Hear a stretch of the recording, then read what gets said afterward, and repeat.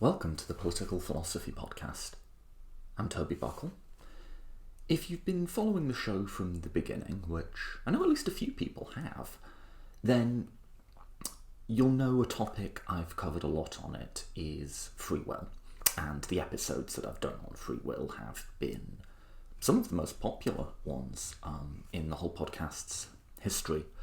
One thing I was thinking about in preparation for this interview is the people I've had on to discuss it, so particularly Greg Caruso or Erin from the Embrace the Void podcast have taken a very sceptical view of free will. In other words, it's something that we don't have, and it's important and ethically salient that we don't have it. And that generally matches my thinking on it. And so I was really pleased to get the opportunity recently to sit down with a very distinguished philosopher, Alfred Mele, who takes a much more open-minded, although, as you'll see, non-dogmatic approach to free will. He's just written a book, Free Will, an Opinionated Guide, in which he tries to give an overview of the sorts of arguments and examples that philosophers think about in this area, but also give his own view, which is that both a libertarian conception of free will and a compatibilist conception of free will are intellectually viable projects. In this conversation, we'll start with just a sort of overview of some of the problems and debates that philosophers think about. And then, as I usually do interviews, I'll sort of introduce some of my own views and have a bit of back and forth.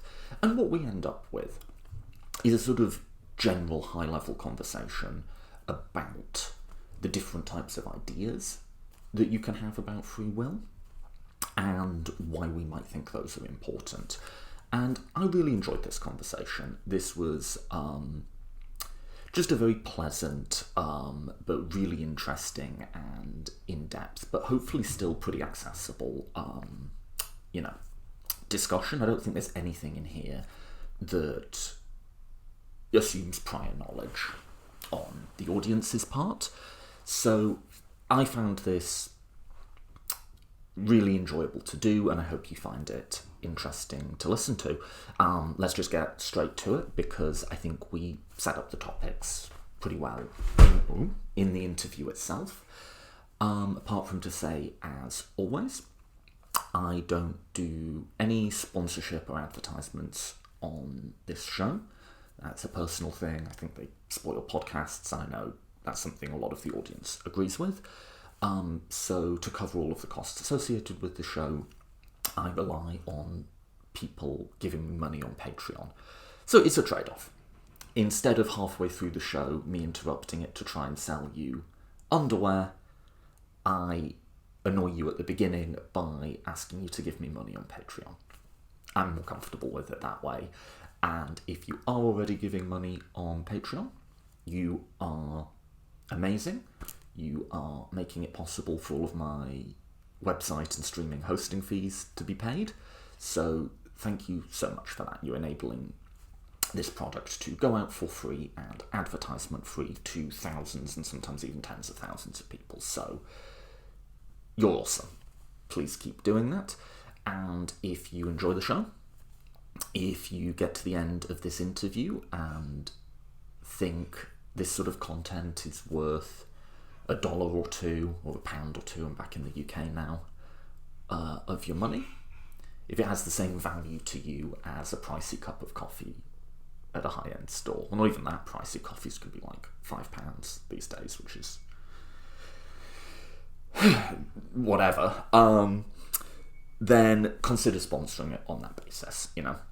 If these episodes of the podcast give you as much enjoyment as a medium-priced cup of coffee, please consider chipping in. That would be terrific.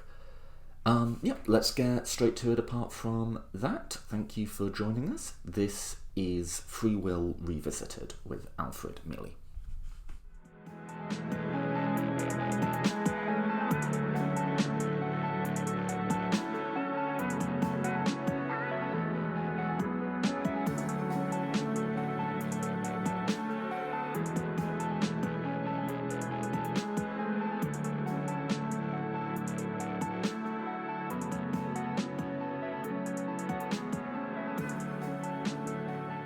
Okay, I am joined today by Professor Alfred Mele.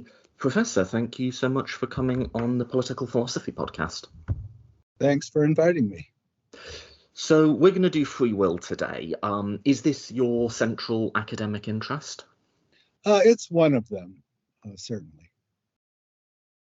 And how did you've been in charge of a pretty big project to do with this. Do you want to give us like maybe just a very brief guide to the work you've done on this and what sort of led you to writing this book, Free Will, an Opinionated Guide? Okay. Yeah, about the project. It was called the Big Questions in Free Will Project. It started in 2010, ran into 2014. It was funded by the John Templeton Foundation. It was about $4.5 million. And what we did was to combine neuroscientists, social and cognitive psychologists, and philosophers into teams. They applied for grant money from me. And I had a panel of experts making decisions. And they did a lot of great work together. Also in that one, there was a theology wing, too. It was much smaller. And it addressed questions about divine freedom and human freedom relative to divine foreknowledge and things of that sort. It was a really nice project. And just as it was about to end, Templeton asked me to direct another project, a related one. And it was called the Philosophy and Science of Self-Control. And that ran from 2014 into 2017. And that was also about a $4.5 million project. So about this book in particular, in 2014, a book of mine on free will and science was published by Oxford, and it was written for a general audience. And it sold very well and has been translated into several languages, maybe 5. I never keep track of these things. And so Oxford asked me to do another book on free will for a general audience, but this time to focus on philosophical issues. And that's what this book is, this new book, Free Will, an Opinionated Guide. That was their title. It does what it says. I've just finished it now, but it does what it says on the tin. It's an overview of like the basic arguments, and you lay them all out, but you give your own position as well. Yeah, that's what happens. So really what I'm trying to do is to help readers to think for themselves about free will. I'm a believer in free will and autonomy and so on, and I want the readers to be autonomous too. But I do try to nudge them in my direction. My own view on free will is, well, we could say peculiar. Mm-hmm. Because in fact, most of the literature, philosophical literature on free will is about a debate between what we call compatibilists and incompatibilists. Mm-hmm. And I'll come back to that later. And I'm always neutral on the biggest debate in the free will literature. What I try to do is to develop positive views for both sides. Now, about compatibilism and incompatibilism. What I do in this book, in order to avoid biasing people more than necessary, is to discuss those two main views for quite a while without introducing the main terminology. Mm. And the reason for that is at the heart of the dispute between compatibilists and incompatibilists is what philosophers call determinism. Mm-hmm. And not everybody uses the word determinism in the same way, that's for sure. But in the free will and moral responsibility literature, there's a generally accepted understanding of what determinism is. And it's the thesis that a complete description of the universe at any point in time, together with a complete list of the laws of nature, would entail all other truths about the universe, including all the truths about what we will ever do. One way to get people to picture this is you could imagine a super being with a brain the size of Neptune, say. And it knows all the laws of nature, and it knows what the universe was like in every detail 10 million years ago. And from that knowledge, it deduces infallibly all other truths about the universe, including truths about what we're going to do. Okay, now we have that in place. And compatibilists say the universe can be like that, and there can be in it free human beings with free will, human beings who act freely. And the incompatibilist says, no way. If the universe is like that, then everything that happens is just the unfolding of the initial conditions, and so there's no free will. That's the issue that I'm neutral on. And some people think, how could you be neutral on that and write so much about free will? Well, it's not so hard, really. So one thing you'd want to know is, what conditions would compatibilists offer as sufficient for, say, deciding freely? Deciding or choosing is really central to the free will literature. And what I try to do is to come up with a plausible set of sufficient conditions for compatibilists. This is in my own work, where I do it, at length. In the book, I do nudge people in that direction. But also for the incompatibilists who believe in free will, I give a set of sufficient conditions that would be plausible from that perspective. And these two different sets of conditions are similar. They differ in that the incompatibilist set includes what I call in this book deep openness.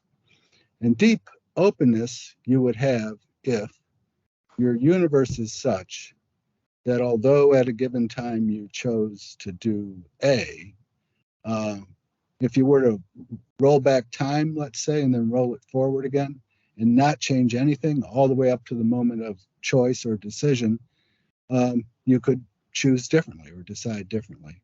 If your universe is like that, then you satisfy at least one necessary condition according to incompatibilists for free will. Oh, yeah.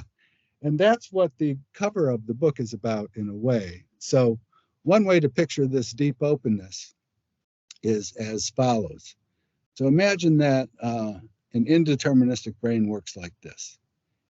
You're uncertain about what to do, and you start thinking about what to do.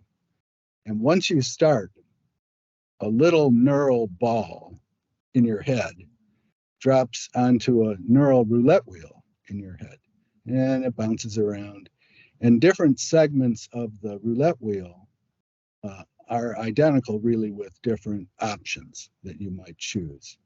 And then the ball's landing in a certain segment is you're choosing that option.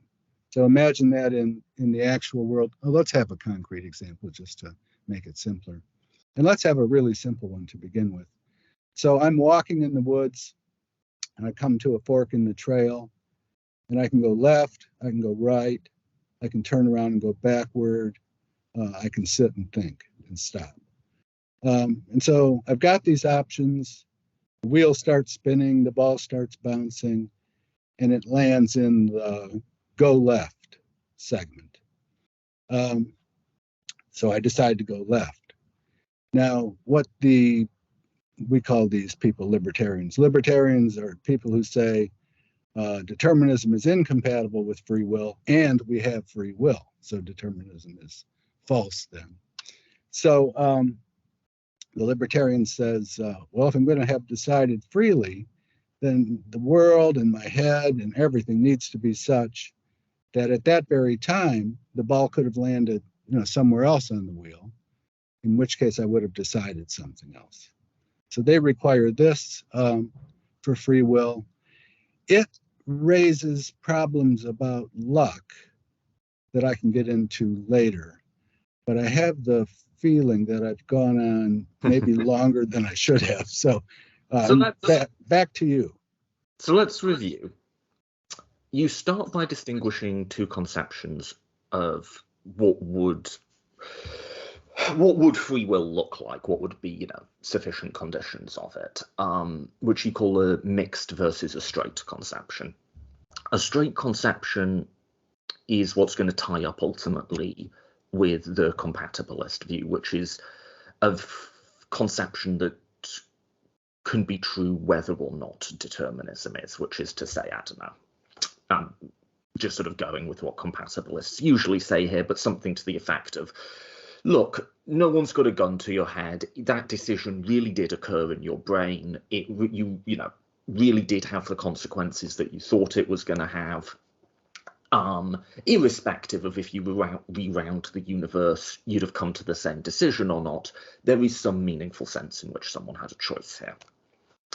That's a straight conception, which is sort of, I don't think anyone disputes that something like that is happening.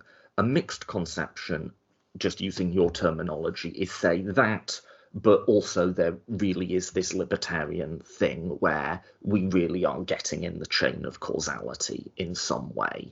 And it is actually us. We're not just describing a process. So those are, I mean, you've covered our main terms, right? Compatibilism, incompatibilism, and determinism.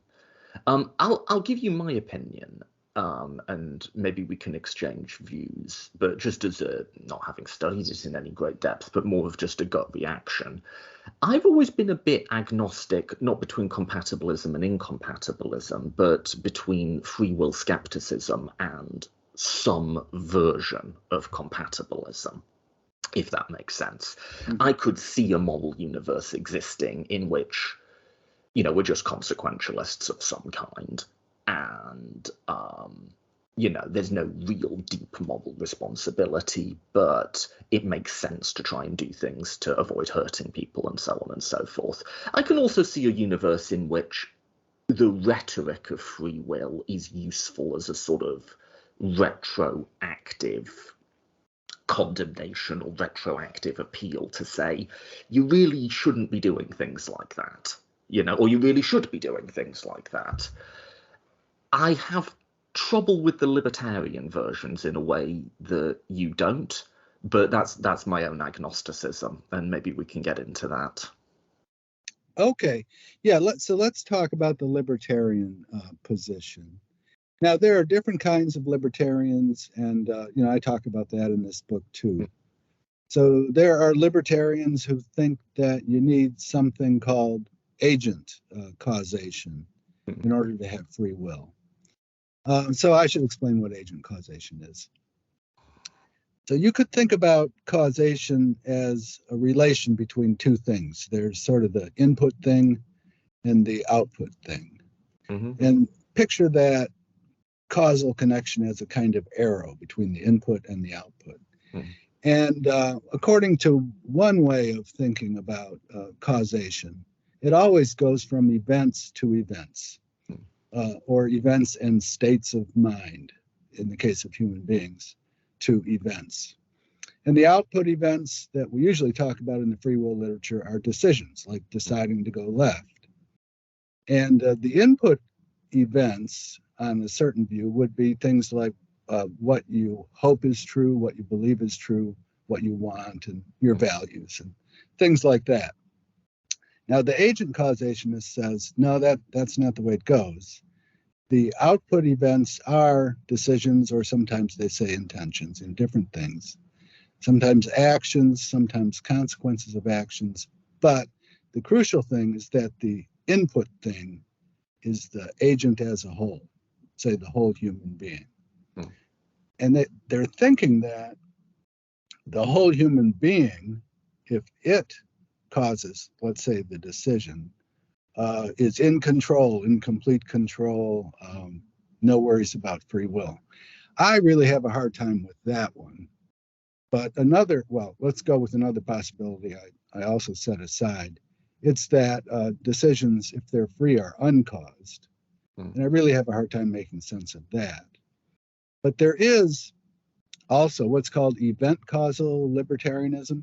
And there the causes are states of mind, beliefs, desires, or they're neural realizers. You can be open-minded about that. And that's the sort of libertarian view I would accept if I were a libertarian. Mm-hmm. I'll go on about that in a minute, but I can also say I'm not a libertarian for two different reasons. One, I haven't been persuaded by any of the arguments for incompatibilism. Um, so I don't see that I should be accepting that necessary condition of libertarianism. And two, we just don't have good reason to believe, good evidence, that the brain works indeterministically in the way it would need to work for event causal libertarianism to be true.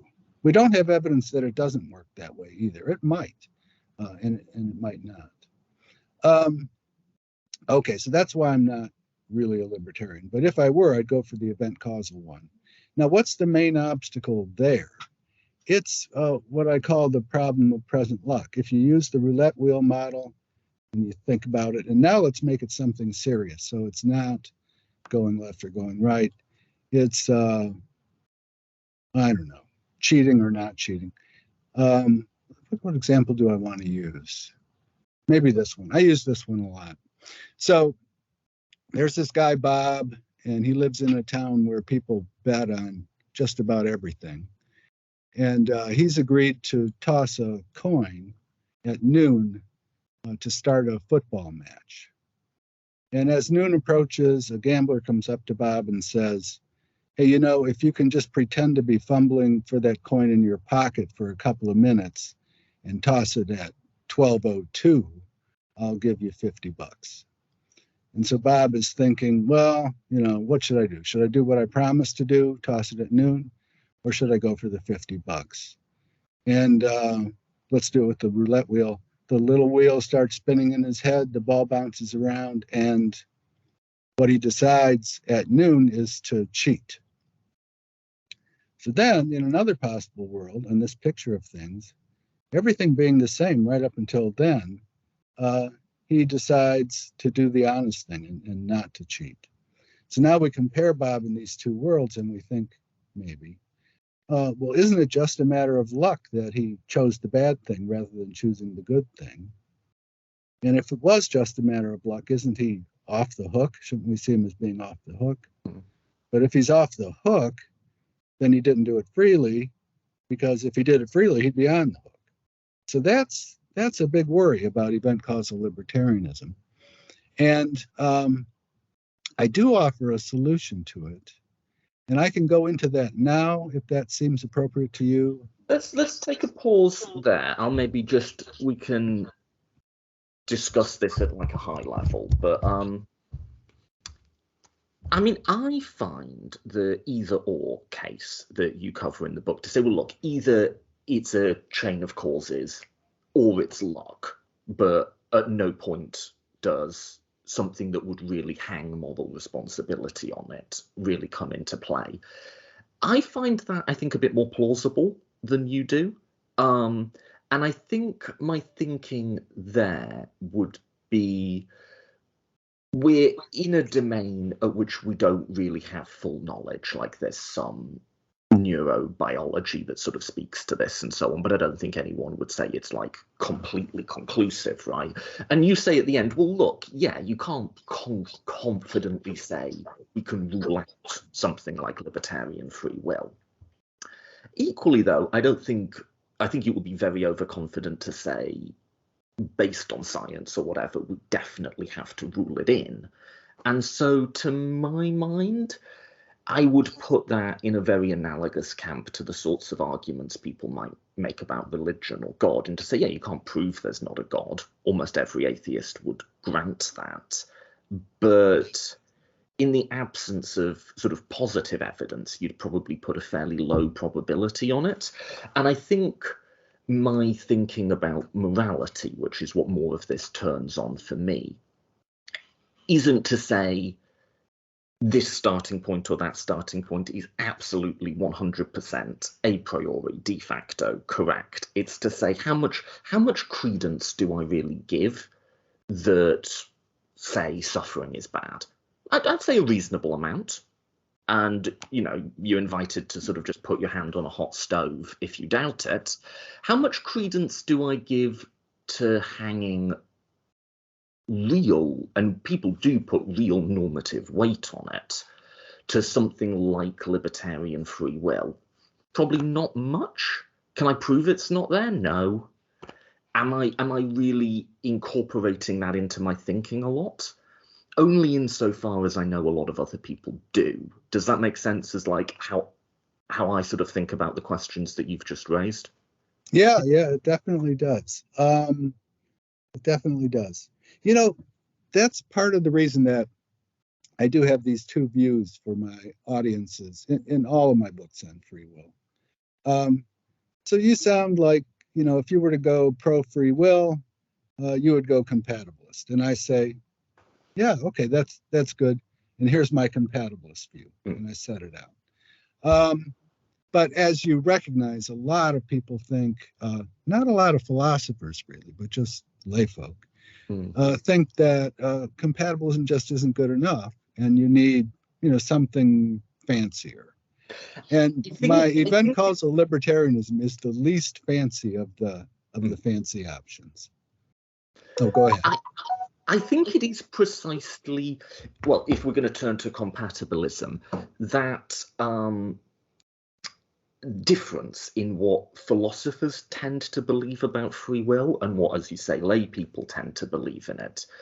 Now, the fact of a difference isn't itself a hugely solid argument, but it is maybe something of a cause for unease, in that, let me how to put this, in that there does seem to be something a little discursively evasive, and I'm not saying that's the intent or like even the outcome, but in defending something where you have just quite a different conception of it than the average person walking around on the street does. So by analogy, I used religion as an analogy last time. By analogy, if I'm discussing God with a sophisticated theologian, Dale Martin made these exact arguments to me recently, and I said, I just don't see much positive evidence for a creative force in the universe that directly intervenes and answers prayers and has a personality. It would just be a very different universe, right? And Dale Martin says, well, okay, I grant all of that. But to me, when I say God, I more mean the fact that I find the universe meaningful and I have love for my fellow human beings and so on and so forth, right? To which I say, fine, I have nothing against that. But it seems to me, even if not intentionally, a little bit evasive or misleading to use the word God there, given the fact that to most people who use the word God, they really do mean the intervening being. And yeah, according to that conception of God, yeah, maybe I believe in God. It just sort of feels like, why use that word, given that that word does not mean that thing to most people most of the time? By analogy, you see where I'm going, right? Yeah. Philosophers will say, oh, free will this, free will that, moral responsibility, and you push them on it, and you're like, so do you really hold some sort of libertarian conception? They're like, no, of course not. What I mean is X, Y, Z things that any common sense person could sign up to. And that's all fine. And I'm like, well, okay, if that's what you mean by free will, I believe in free will. That is a real thing. But that's not what most people think they mean. Most people really, and I don't think they have a conscious theory about it, but implicit in their language is that there really is a there. And there really is something that's getting into the chain of causality that you can hang very heavy moral hooks on. So that doesn't mean that compatibilism is wrong. It does just sort of mean I squint at it a little. I think once you try and bring it into the real world, it feels a little misleading at times. That's my concern with compatibilism. Okay, I see. Yeah, that's terrific. Well, as you know, there is a body of experimental philosophy literature on whether layfolk are compatibilists or incompatibilists. Mm-hmm. And in some of the studies, the answers they give to the simple questions are in line with compatibilism. Mm-hmm. And in some of the studies, they seem to go the other way. So that is an area that's still being worked on. it'll be interesting to see how it turns out. Sometimes, the worse the behavior is in the stories that the layfolk are presented with, the more inclined they are to give compatibilist answers, because they really want to blame the guy for burning his wife and kids to death. But I think it's unfair to tell stories like that. But even in down-to-earth stories, sometimes people tend to go in the compatibilist direction. I've done a little experimental philosophy myself, but not about compatibilism versus incompatibilism, about whether layfolk think that free will depends on metaphysically exotic stuff like souls. And, you might think off the top of your head, oh, they probably do.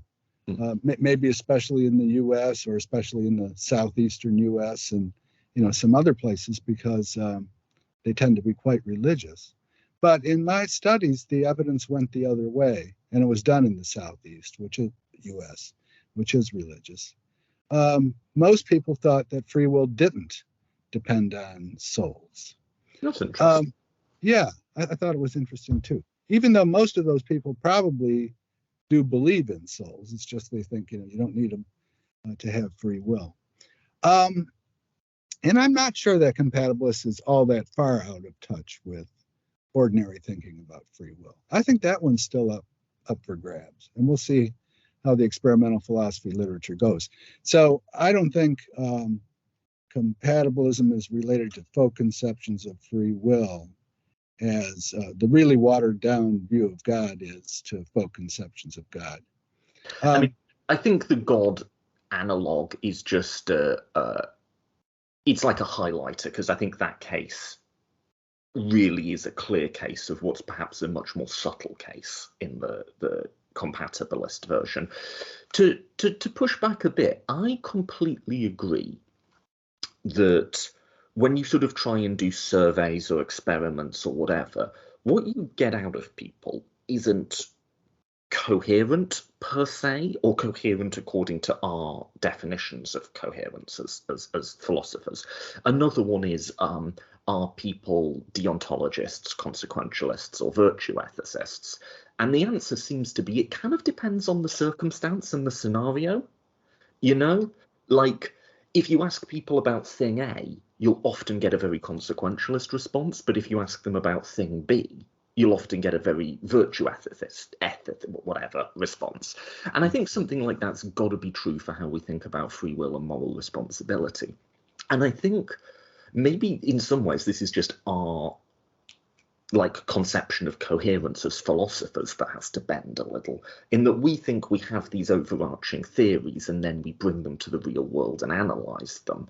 Whereas I think what it seems like most people do most of the time is they kind of just have this toolkit, subconscious toolkit. They encounter a scenario, they rummage around. This seems like a situation for consequentialism, they might say, or this seems like a situation for compatibilism, or, now we've got this person who had a nice upbringing, really did have every chance in life, and still brutally murdered his wife. This seems like a situation where I want to get the big, clunky libertarian wrench out and hit him over the head with it, right? So when I say it's compatibilism sits uneasily with what most people believe, I don't mean they're going around being systematic libertarians. I mean they have in their toolbox this big, clunky wrench that they will get out on certain occasions and hit people over the head with. And that can be quite bad. I think we make our worst moral and policy decisions when we make them from a place of retribution. That was quite long, but that would be sort of my counter to that. Yeah. And I think there's a lot to that too. It's not as though most layfolk have a consistent view that they apply to all cases. I think they use heuristics.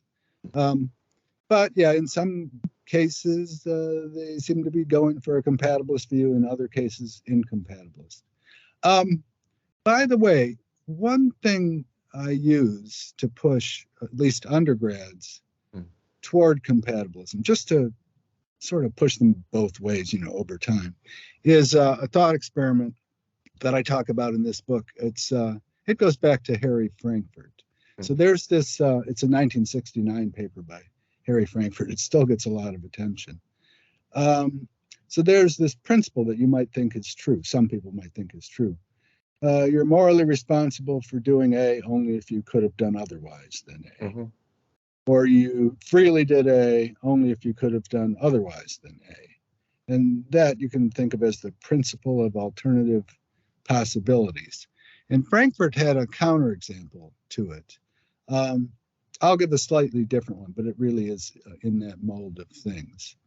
So imagine that there's a very powerful mind-reading guy on the scene who can tell what people are about to decide and can also interfere and make them decide what he wants them to decide. Mm. And I forget what I call this guy in the book. I keep changing the names. We'll call him Harry. And so Harry is a guy who sometimes steals cars. And he's thinking about, no, let's not do that one. Prank. So Harry's a guy who likes to play pranks on people. And he's thinking about playing a prank on me. And the prank would be, when I'm out of my office, get my car keys, take my car and drive it to another parking lot and keep the keys. That's his prank. And he's thinking about doing it. And it turns out the fancy potential mind controlling guy wants him to decide to do that at a precise time, at noon. And he's watching him and he sees, oh, he's going to decide it on his own. So he leaves him alone. So at noon, Harry decides to play the prank on me and he gets my keys and so on. And his brain works indeterministically, the way libertarians like. Mm. So he decides it on his own. The fancy guy doesn't interfere. Okay, so did he decide freely to steal my car? And is he morally responsible for stealing my car? If you think yes, then it looks like you're thinking, well, he's morally responsible for it and he does it freely, even though he couldn't have done otherwise than decide at noon to steal my car. Because either he was going to decide it on his own or he was going to decide it because the fancy guy made him decide it. That's the case. And then to reinforce it, so we could do this next. Take the fancy potential manipulator out of the story and just run the story without him. And we think, well, of course he's morally responsible for deciding at noon to steal my car. And of course he decides freely at noon to steal it because he decides on the basis of his own, thinking. And then you could imagine that you are told, that I'm told, Harry, the fancy guy was prepared to make Harry decide that if he didn't decide it on his own. Am I going to think, oh, he's off the hook then? No, I'm still going to be really upset because I thought my car was stolen and I called the police and they wasted a lot of time and so on. So that kind of thought experiment tends to move people. And so now they're thinking, oh, you don't need to be able to do otherwise in order to do a thing freely or to be morally responsible for it. And that's the main motivation, it may seem, for libertarianism and for incompatibilism in general. And so you might think, oh, so compatibilism isn't so bad. It seems to be in line with my view of things. That's a line that students, anyway, are very receptive to. And I think layfolk are too. There have been some studies done, but so long ago, I don't remember what the results were.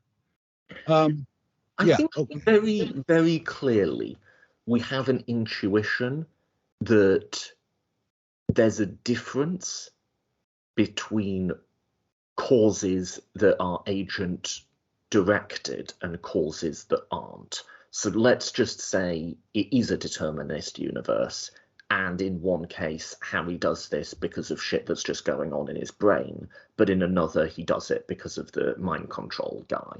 I think there's an intuition that those are different cases, even if they end with Harry doing the same thing, right?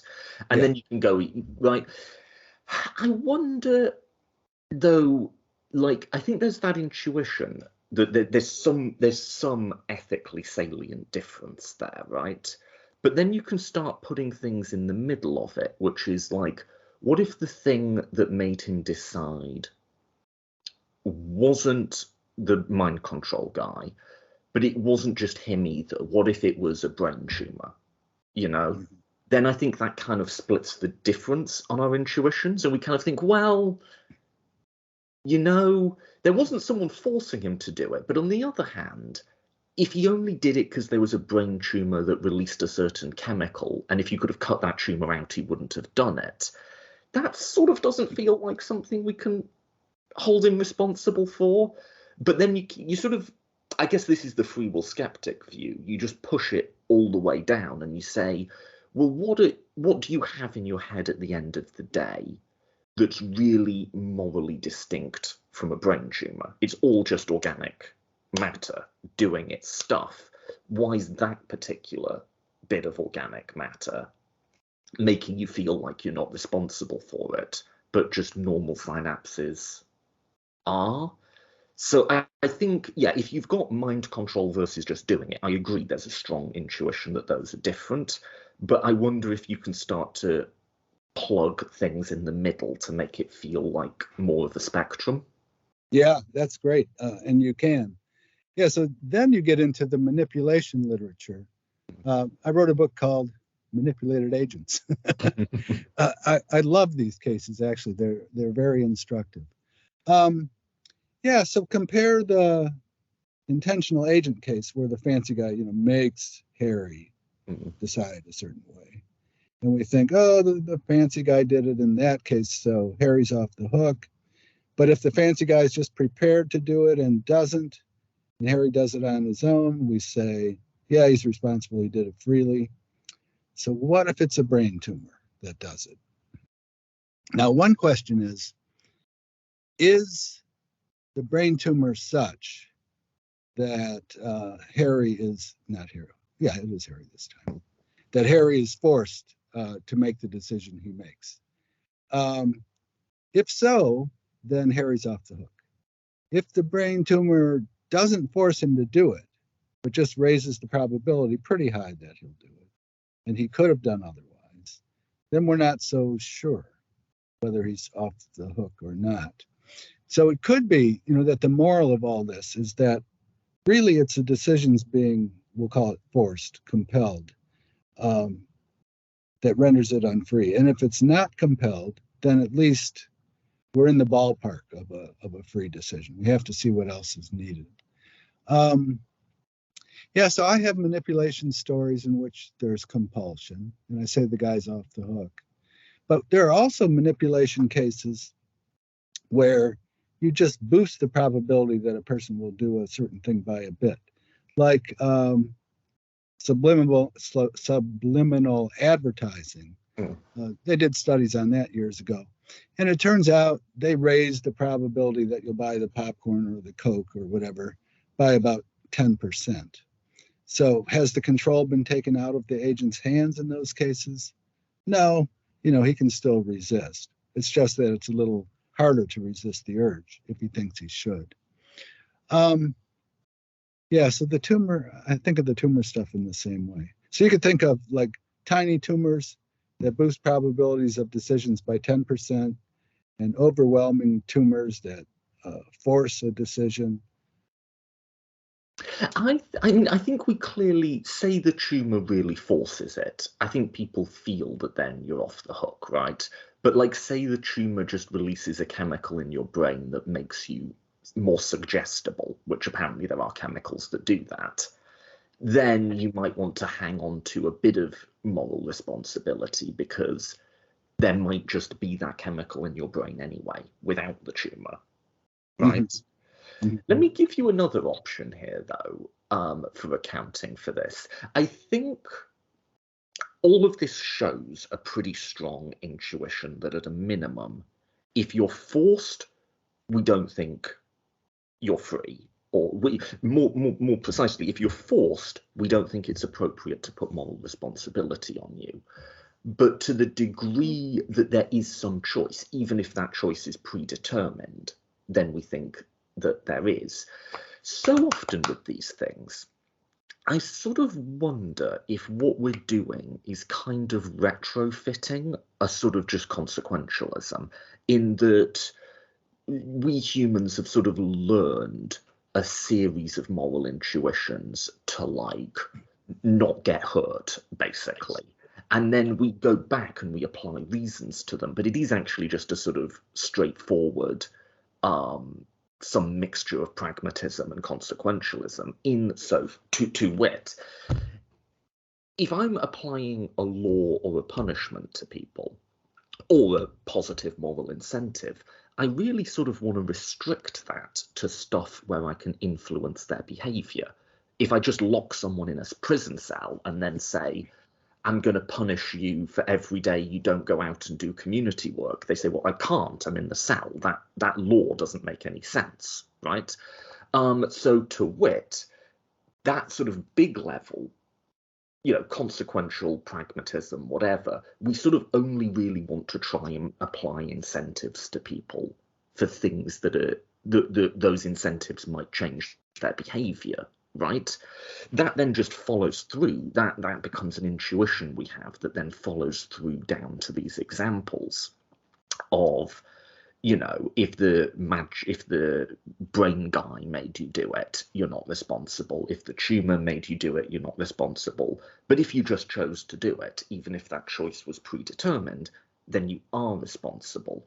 And I guess that's where I'm different from most philosophers, in that most philosophers see consequentialists as trying to go back and, like, reinflate the balloon and make common sense morality make sense from their perspective. I almost wonder if it's the reverse. We have intuitions that have kind of come up from us making sense of the world in a consequentialist, pragmatic way, and then we apply all this other rhetoric to them. I'll stop there.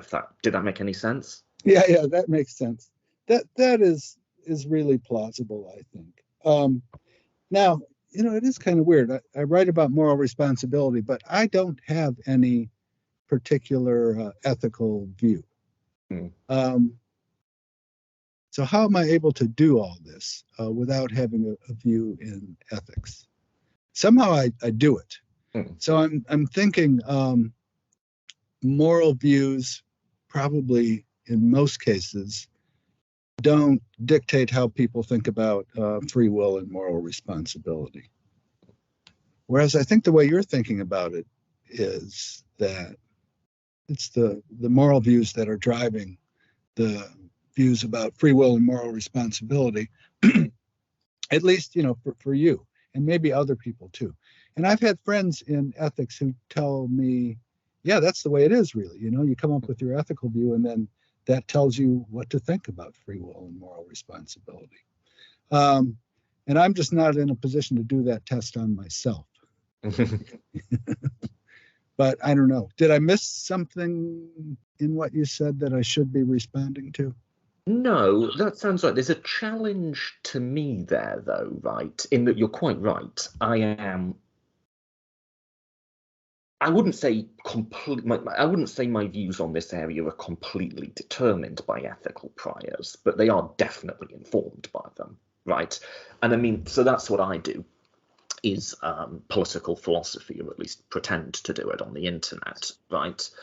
And a lot of the ways we talk about moral responsibility do have quite a strong political valence to me. Yeah. Right. And so I kind of can't help but, like, to take a silly example, to think about libertarian conceptions of free will in light of political libertarianism, say, right, even though they're by far from one-for-one correlates.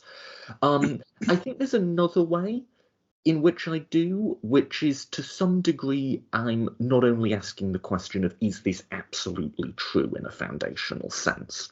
To me, something like compatibilist free will, is it true, is to some degree almost missing the point, in that it is a description of the world, it's internally coherent as it goes. I guess the question for me is not only is it true and is it coherent, is it useful?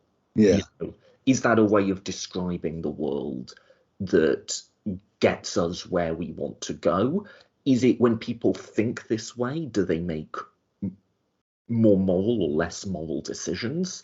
Now, the counter argument to me there is, hang on, Toby, you've just your reasoning's going in a circle there. You're evaluating your moral foundations by if they produce moral results, but then where do those, you say if they produce good results, where do those good results come from? What makes them good in virtue of what? Isn't this just one big tautology? That's the challenge.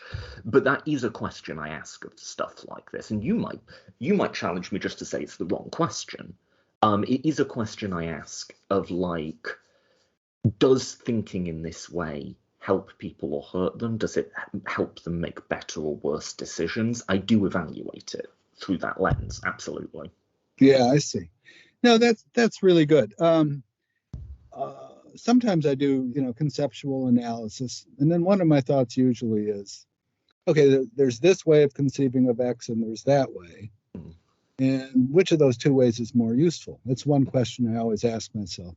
And for me, the utility is often a matter of just explanatory power, like which one is going to let me explain more stuff in philosophy of action or whatever. But if I can do that just because of my orientation on things, then certainly an ethicist can do the same thing on various concepts. So which would be more useful for real people in the real world? A nice compatibilist conception of free will or moral responsibility, or a libertarian one? I think that's a good and important question.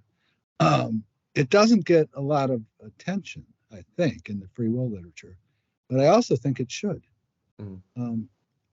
Yeah, it's not as though, we should be Platonists and there's one concept and it's out there in the world and you just have to latch on to it.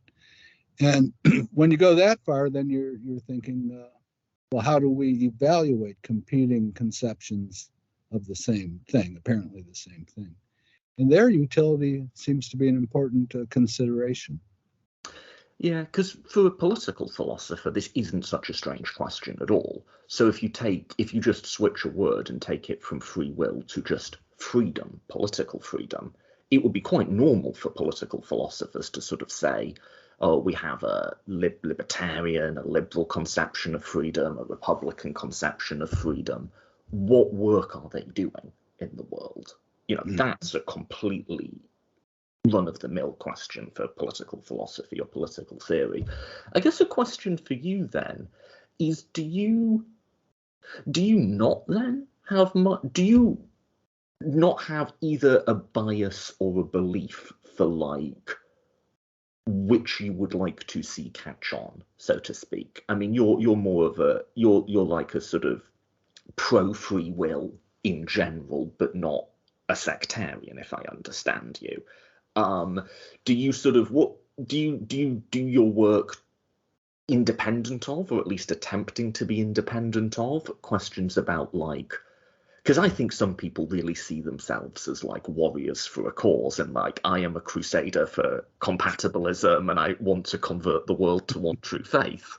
Do you lack that entirely? Yeah, I think I do. Right. I'm not a crusader for compatibilism. I'm not a crusader for libertarianism. I guess if I'm a crusader for anything, it's for the thesis that scientific arguments for the non-existence of free will are unsuccessful. And I really mean mainly the neuroscience-based arguments. But that's not what this book is about. One chapter of the book is, but just one. That I think is important. So over the years, I've had lots of emails from people who are really depressed by the news that scientists have shown that there's no free will. And sometimes, I mean, these people are on the verge of a breakdown, and I have to think about what to do and how to handle it. But despite all the press saying that scientists have shown this, they haven't. And they haven't even shown, I mean, they haven't shown that a compatibilist kind of free will doesn't exist, but they haven't even shown it about, say, event causal libertarianism.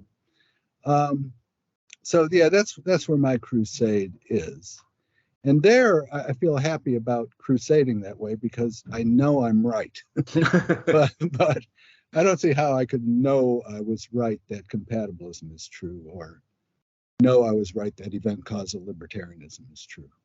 But your motivator is more negative than positive, then, so to speak. It's not that I think I've got the right answer and I need to persuade everyone else of it. It's this specifically I think is the wrong answer, or bad arguments. And I feel like people are being taken in by bad arguments or just accepting them uncritically when they shouldn't. It's more that gets you up in the morning, so to speak. Yeah, that's right. That's what really moves me. And I'll get back to that again pretty soon.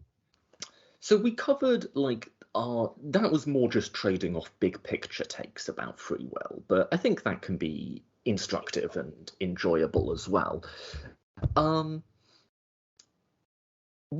Let me ask you this. I've given you skeptical concerns.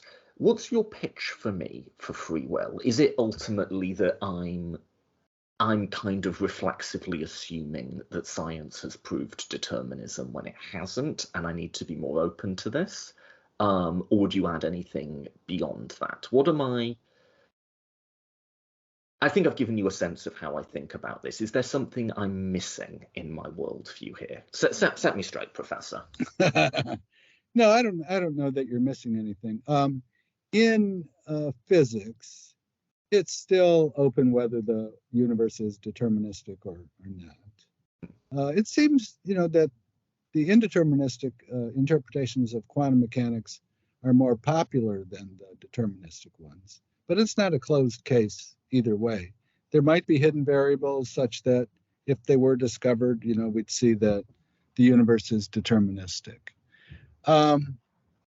So I don't think that you really are thinking that the universe is deterministic and maybe concluding from that there's no free will. I think that, there are attractions to compatibilism, mainly that they don't run into certain problems that different kinds of libertarianism run into. And also compatibilist conceptions can be useful too.